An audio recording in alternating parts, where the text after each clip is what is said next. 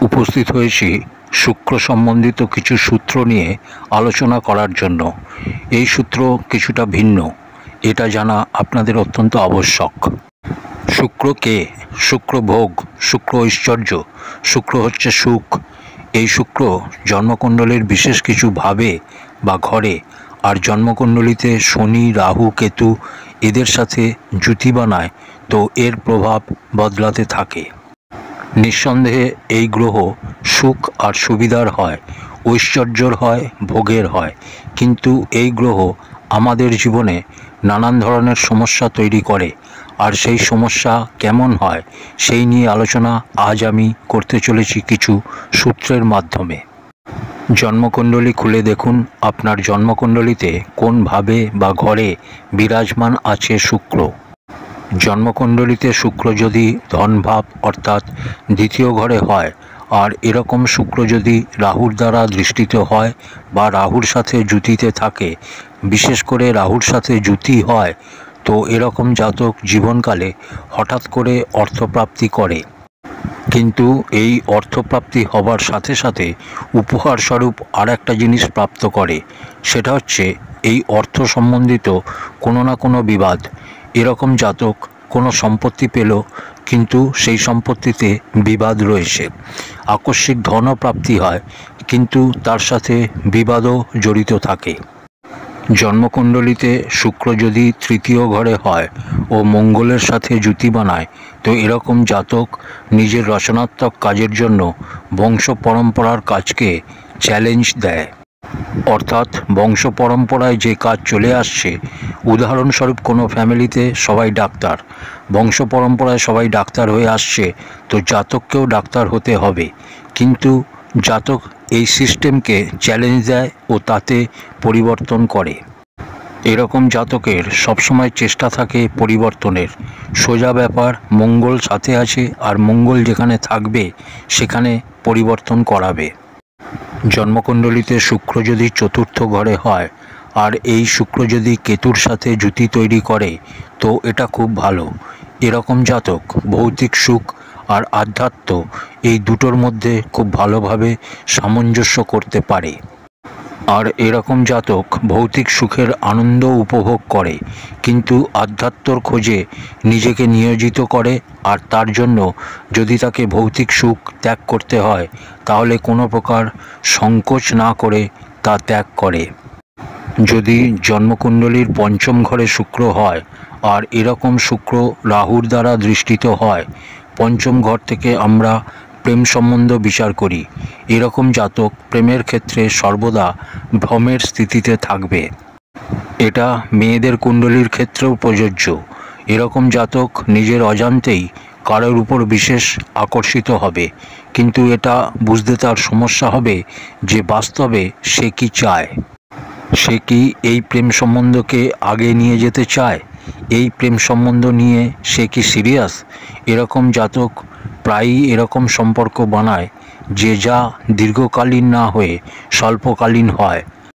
হ্যাঁ, এটাও সত্য যে এই সম্পর্ক যখন ভাঙে, তখন সেখান থেকে জাতক শিক্ষাও নেয়।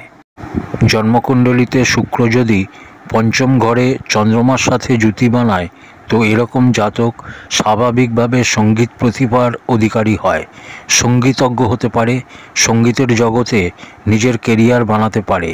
এরকম জাতক সঙ্গীতকে নিজের আত্মার সাথে যুক্ত করতে পারে।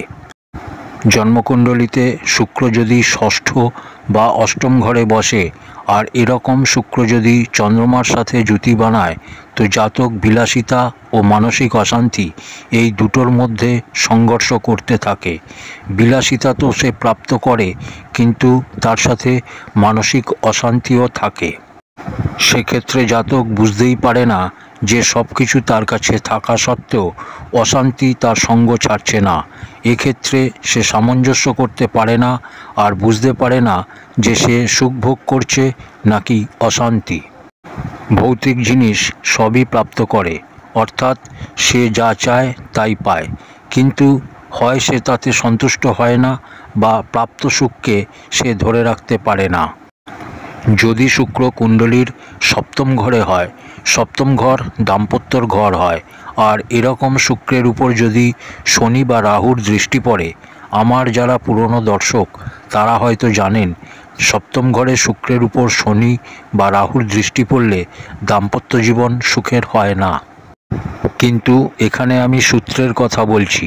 তো এরকম পরিস্থিতি থাকলে জাতকের বিবাহে বাইরের মানুষের হস্তক্ষেপ অনেক বেশি পরিমাণে হবে। বাইরের হস্তক্ষেপ তা হতে পারে পাত্রের বাবা অথবা মা, বা পাত্রীর বাবা মা হতে পারে, বা কোনো তৃতীয় ব্যক্তি। এরকম জাতক সম্পর্কে কোনো তৃতীয় ব্যক্তির উপস্থিতির কারণে নিজের দাম্পত্য জীবনে সমস্যা ঝেলতে থাকে। জন্মকুণ্ডলিতে শুক্র যদি অষ্টম ঘরে হয়, আর এরকম শুক্র যদি শনির সাথে জুতি বানায়, অর্থাৎ শুক্র ও শনি যদি দুজনেই অষ্টম ঘরে হয়, তো এরকম জাতক পূর্বজন্মের প্রেম ও ভোগ সম্বন্ধিত কর্মের জন্য এই জন্মে এসছে, এই বার্তার সংকেত এটা। আর এই জন্মে এই সম্বন্ধ জাতককে টানবে যা সে পূর্বজন্মে প্রাপ্ত করতে পারেনি।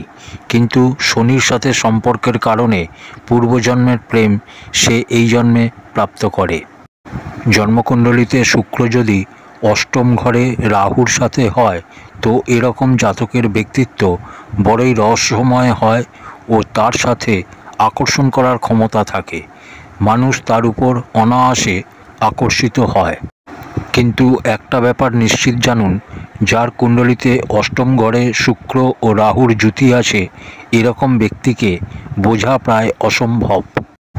জন্মকুণ্ডলিতে শুক্র যদি নবম ঘরে হয়, আর এরকম শুক্রের উপর যদি বৃহস্পতির দৃষ্টি পড়ে, তো জাতক ভৌতিক সুখের ঊর্ধ্বে গিয়ে জীবনের মানে বোঝার চেষ্টা করে ও এরকম স্থিতি তাকে উন্নতির শিখরে নিয়ে যায়। এরকম জাতক সমাজে মার্গদর্শন করানো ব্যক্তি হিসেবে পরিচিতি লাভ করে। এরকম জাতক মানুষকে জ্ঞান দেয়, শেখায়, অর্থাৎ প্রকৃত গুরু হয়।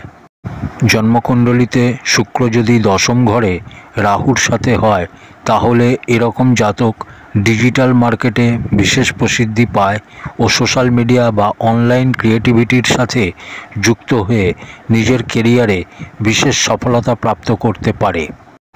মীন রাশির শুক্র যদি কুণ্ডলীর দ্বাদশ ঘরে বসে, তো এরকম জাতকের ভিতর সুপ্ত কলা, অর্থাৎ জাতকের ভিতর প্রতিভা সুপ্ত অবস্থায় থাকে।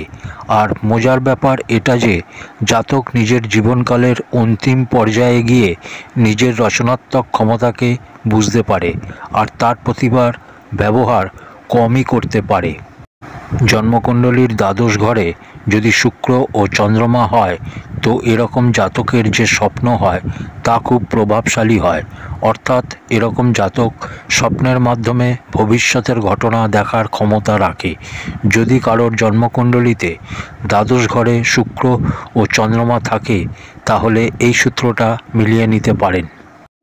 শুক্র যদি জন্মকুণ্ডলীর দ্বাদশ ঘরে কেতুর সাথে জুতি বানায়, তো এরকম জাতক সত্যিকারের প্রেমের জন্য ত্যাগ করতে প্রস্তুত থাকে। আর এরকম পরিস্থিতিতে জাতক যদি কারোর সাথে প্রেম করে, মন থেকে প্রেম করে, আর এরকম প্রেমের জন্য জীবনে সে সব কিছু ত্যাগ করতে পারে। জন্মকুণ্ডলিতে শুক্র যদি মীন রাশিতে হয়, আর এরকম মীন রাশিগত শুক্রের উপর যদি চন্দ্রমা বা কেতুর দৃষ্টি পড়ে, তো জাতক প্রবল কল্পনা শক্তির অধিকারী হয়। শিল্পকলা, লেখন ইত্যাদি ফিল্ডে জাতক প্রভূত উন্নতি করে ও পরিবর্তন আনার ক্ষমতা রাখে। এই সূত্রগুলোর মধ্যে কোনো সূত্র আপনার কুণ্ডলিতে মিলে গেলে আপনার জীবনে এই ফলকথন মিলবে, এটা নিশ্চিত।